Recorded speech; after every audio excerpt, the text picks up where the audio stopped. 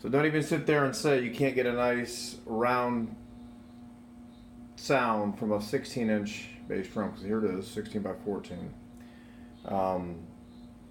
Evans 56 Captone resonant head, and I just whatever tom head was on this floor tom. I think it was actually I inverted it. I put the Remo clear Emperor on the batter side. I just put two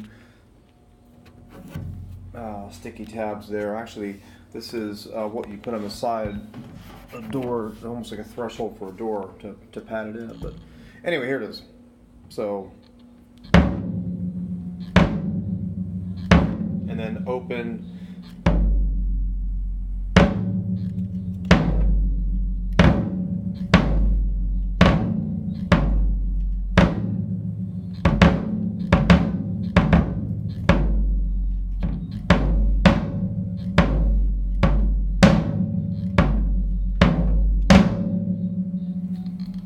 So I'll play some funky things here in a second.